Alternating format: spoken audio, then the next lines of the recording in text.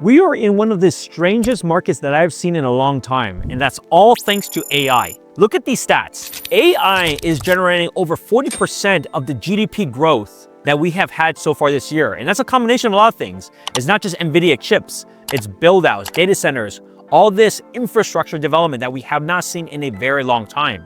But if you look at the general economy, especially if you look at the Bay Area, we are seeing a K-shaped economy.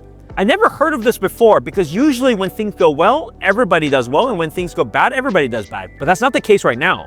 You can see with a lot of these companies, take a look at all these major companies and their stock prices. They are by far a record high, way higher than the ratio of home prices when compared to COVID time. So you have to ask yourself this, you think they can't buy more than ever? Of course they can. And they can buy more and more every single year as long as the price remains the same because they have stocks that continue to be vested every single year. So you better believe their equity and their assets is growing at a very incredible rate. But at the other end, a lot of people haven't been able to find jobs. You think about new graduates, or you think about people that are newer in the market, or you think about certain sectors. Or think about the biotech sector. Once it was absolutely booming, but a few years ago, it completely tanked. Now, all of those are factors from a lot of things, from China being involved in biotech, from higher interest rates, from less investors seeing opportunities for exits. If you're in that category, it has been much more difficult than those that are working at places that are hireable like NVIDIA or Meta. So I want to share with you what is actually happening when it comes to the real estate market here, how it may impact you, and then how you may want to make a decision regardless of where you may be, whether you're trying to buy a first-time condo, first-time townhome, or maybe you already own those assets and you're looking to trade up into something bigger. Because we are experiencing all sorts of those different clients, and a lot of clients are taking advantage of things, while other clients are very fearful and not doing anything, as there is a cost to wait. So let's talk about first on the entry-level side. So we're talking about first-time buyers. Who are the first-time buyers that I am working with and seeing right now? I see a few different key categories that are using this opportunity, which they didn't have much before. Think about this, there's plenty of people still employed. So you look at some of the non-traditional ones, non-tech. So a lot of people that are working at the hospitals, think about it, we need and have more nurses than ever before. We need a lot more people that are working in the labs. We have a lot of doctors and physicians here. All of those people, if they are newer to the industry, the people maybe in their 20s or early 30s, they have the ability to buy, and they're able to buy with some of the least competition than ever. And this is a great opportunity too, because they can buy also with very little down. Think about it, if they were a VA or if they were a veteran, they can buy with a VA loan with 0% down.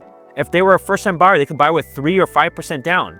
The reason why that's so important is because when it's usually competitive, even just a few years ago, those types of offers are at disadvantages because many buyers may choose somebody that had a higher down payment to be able to cover any sort of appraisal risk or gap. But when there's less competition, where there's barely any buyers for these types of products, those people are the only game in town, and so the sellers have no choice but to try to figure a solution out and negotiate with them. Right, so that gives a lot of the leverage to the buyers. So I'm looking at those people that are a lot of first-time buyers. They work at like these healthcare offices, or they can work at these kind of non-tech roles, like non-engineering roles.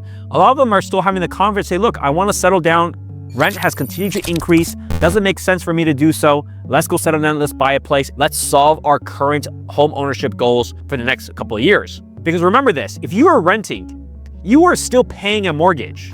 It just doesn't happen to be your mortgage, it's somebody else's mortgage. So never forget that.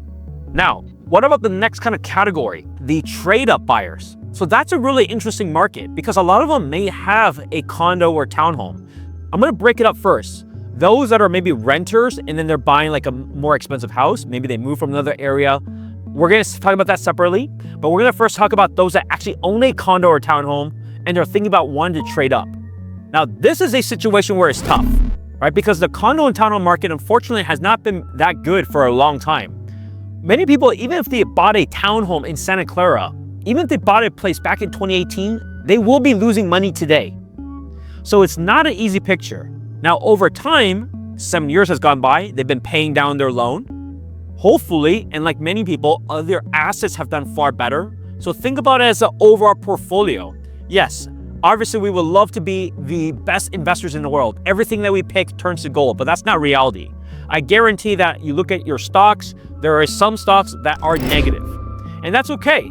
As long as your overall portfolio is doing well, it doesn't really matter. Like don't cry over that spilled milk. figure out what is the best sense for your decision. Now, one of the easiest things that you could do as a seller is think about this. Would you buy that same home today at that price? If the answer is no, you should sell it. Because otherwise you're just having the pure emotions. Don't talk about you have these sub 3% rates, all this stuff. If you need that money and you wanted to make a move, use that logic that will completely answer and address what you may want to do. So if that's the case, then figure out like how much is it actually worth? Maybe even be more conservative. Talk to me about it. We will show you the data-driven approach. And then from there, make a decision. Hey, look, do you want to sell it or do you want to keep rolling the dice and see what happens? Because remember, you also have other opportunities for that money. You can put that money into stocks, bonds, gold, whatever you may want to do that may do better than what you're currently held on to. Because don't fall into that trap. There's a lot of people even think about even San Francisco condos. Some people have bought back in 2014 time. And even then the prices are still lower than it is today. And it's been more than a decade later. So I don't ever subscribe to this fallacy that all prices have to go up. That's not true, right? Especially with the conditions on the field that are different now. That's not necessarily the case. Now, it may be okay and a good strategy to get into a place because you're paying down the place and you're not paying rent anymore. That's a different strategy than having it as a pure investment in a rental now, which is what those people have to consider, right? So think about that. Think about how much you really need and do you need that money to be able to roll in? But also more importantly, think about your life situation. Like, why did you want to get into that next place beforehand, right? Is it because you want to improve commute? Is it because you need better schools? Is it because a family situation changed? Is it because you need more space, right? All of those things don't care about your 3% rate. They don't care about that you're underwater for your house. So these are the things that you really want to think about that I'm helping people understand. Hey, look, as long as the total math equation works, because generally you're able to offset some of those losses with some big gains from your company and different things, then you may want to still consider that. Or alternatively, you rent it out and then you wait and see. But a lot of people are doing that right now. There will be way more listings if home prices were higher than it was when people bought it from 2018 to 2022. But the reality is that hasn't been the case. So there's a lot of people that are in kind of this zombie mode. And so you got to be very careful and mindful of that when it comes to inventory if there was truly any distress that happens to be. Now, the other category is this. As I mentioned, it's a K economy, right? If you've been at these companies for 5 years, your stock and your company and your career is probably through the roof, and that's fantastic. I'm working with so many of you and I'm so delighted to be your partner with that journey. And I love to see those stories. That's the beauty of the Bay Area. Now, because of that, you're also thinking, hey, look, maybe I want to either sell my current place, but I told you maybe that's not your scenario. Maybe you move from a different area, but you want to buy a place. Now, those single family homes are very competitive. Like, I just made a bid this week on a home in Irvington High School, and that home had 5 offers. They listed that home for $2.88 million, and it's going to sell for more than $3.35 million. So as you can see, it all depends on how they want to list it, but also what's going on in specific areas. I got another client, we're making a bid this week. It's an incredible single family home in San Francisco.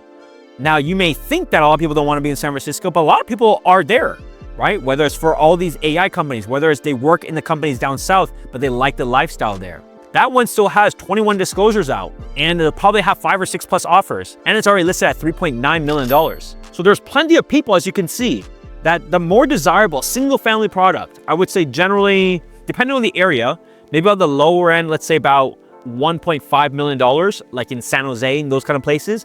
But it can be across the board, 4 million plus, 5 million plus. You look at the places like a Hillsborough, even if you want to go in the higher end, look at Atherton. All the good stuff is selling within a week. It doesn't matter what price it is. Go Los Altos Hills. Go check out a random open house just for your own viewing pleasure. And you can see how many people are looking to either trade up or buy their first place. And it's a large amount for that category. Because at the end of the day, those individuals have millions of dollars of liquid capital that they can divest from these other assets, and they want to then have a nest egg so that they have a home base for the years, if not decades to come. So I find it really interesting. So you just have to be mindful. What is your current situation? Ignore the noise. There's no perfect timing.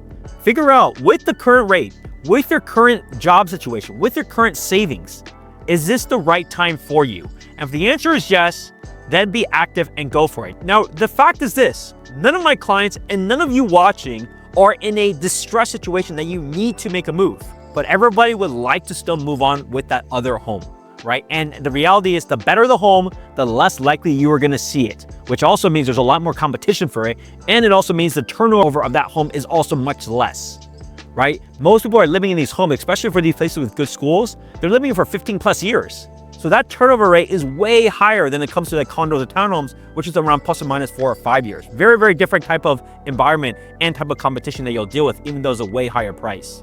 So if you're thinking about buying, selling, condo, townhome, single family, anywhere in the Bay Area, we specialize in all the places because we understand the markets really well and we are very data driven. So we help our clients with the proper guidance of what they should be doing. And look, if the time is not right for you, then it's not right for you. Let's stay in touch. We can talk 6 months later. But if it is, let's take advantage of the current time because there's a lot of people that are timid, but then again, there's a lot of people still making moves and you can easily see it. Here's a very basic exercise you can do. Look in the last month. Look how many homes in your prospective area that has sold, and look at the velocity, number one, and number two, look at the price relative to the size and condition. That gets you up to speed real quick. Like, look, the reality is people are still gonna be making their moves. It is slower than usual, but it's still better than last year. The stock market continues to be at all-time record highs. We see all these interesting borrowing from OpenAI and all these other players, so we'll see how much longer that may prolong things. But regardless, people continue to make moves because life happens. So if this is helpful, be sure to like this video, share with your friends, share with others. Leave in the comments below with what you think. And if this is helpful, let's set up a time to talk via Zoom call. My contact details are below. Feel free to call or text me at 408-217-6557. See you next time.